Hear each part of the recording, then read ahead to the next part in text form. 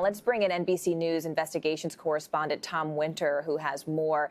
Tom, earlier in the show, we were talking about the fact that at least 44 people have been charged by the DOJ so far. And in one court filing, prosecutors say they actually have strong evidence that rioters plan to capture and to kill lawmakers. So what do we know, Tom, about the evidence they have in this case?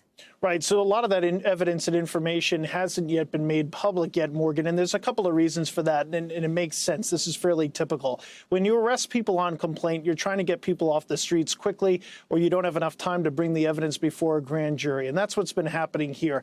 That's been happening a little bit over the past 9 months or so because of the coronavirus. It's tough to get grand juries impaneled, get everybody together, given the health restrictions and the social distancing concerns that are, that we're all having to deal with. So that's impacting the justice system as well. But I think an important thing here is they're trying to make arrests as soon as they can, as quickly as they can. So we may not see a, 10, 12, 15-page indictment that we might normally see more of the evidence laid out. But specifically to that case that you just kind of highlighted there, that's the Jacob Chansley case.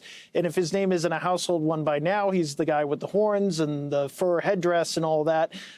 In that case, that's where they said that there was a substantial evidence of that particular plot. We just got off a briefing with top Justice Department officials, including the acting U.S. attorney who's overseeing this whole case, Morgan. And he says at this point they don't have direct evidence that there was some sort of a capture-kill or kill-capture plot that was going on at the Capitol. And I think what you're seeing here is you're seeing a number of cases kind of getting mixed together. You have prosecutors in other parts of the country because these people were able to leave the Capitol without being arrested. They're being processed in other courts before they get brought to Washington, D.C. To begin the court process there. I think you're seeing some facts getting a little bit mixed up. But look, at the end of the day, it's still pretty shocking that they're looking into this, and this is even a consideration at this point. And so I think there's still more to come out about this, Morgan. Well, speaking of looking into that, Tom, the FBI says it has received more than 140,000 digital tips, and that's just so far. And then the U.S. Attorney for Washington says there may be actually more than 300 criminal cases open by the end of today. What are you hearing, Tom? Do we expect to see that number go up?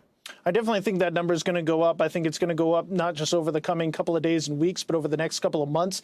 I think the most serious cases are yet to come. They've tried to get the people that are, posting selfies in congressional leaders' offices and giving interviews to newspapers. Those are pretty easy cases for people to make. I think the more complicated cases, conspiracy-type cases, the serious violence cases of assault and maybe even the killing of a police officer, I'm talking about Brian Sicknick, those type of cases are yet to come. So the 300-plus subject-predicated cases, which in plain English just means they're looking at 300-plus individuals for specific offenses to bring charges against, that's ongoing. One interesting thing, you talked about the 140,000 tips.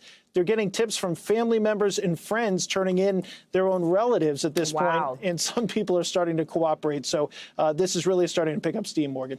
Wow, that's fascinating. I want to turn our attention, Tom, to next week. I mean, all eyes are on Wednesday. We know the D.C. Police, the Secret Service, other law enforcement groups, they held a press conference today about the security ahead of next week. What are the threats specifically that they are watching for, Tom?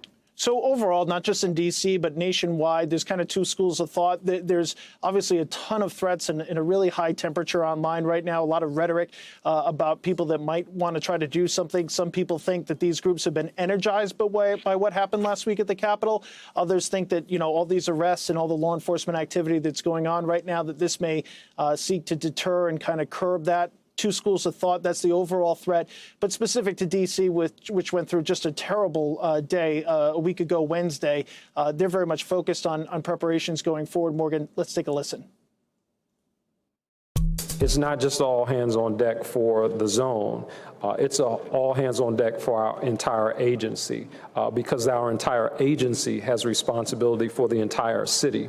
There's a great deal of very concerning chatter, and it's what you don't know that we are preparing for. So I don't know if anyone has raised their hand to say, we are coming, we will be there, but we are preparing as if they are. So, Morgan, obviously these wartime scenes or war occupation scenes that we see playing out in D.C., stopping cars, Jersey barriers set up to block people, or K-rails, depending upon which part of the country you're from, that they're called, blocking people from coming into the Capitol area at all. National Guards, men and women, they're on the front lines, heavily armed. So I think in D.C., this is a very, very different scene than things were a week plus ago. And I think that's going to have a significant deterrent effect, and hopefully it means no violence. Period, Morgan. And it's interesting hearing him say all hands on deck in D.C. when we know the truth is it's all hands on deck across the country. Tom Winter, thanks so much for joining us. We appreciate your time. Hey, NBC News viewers, thanks for checking out our YouTube channel. Subscribe by clicking on that button down here and click on any of the videos over here to watch the latest interviews, show highlights, and digital exclusives. Thanks for watching.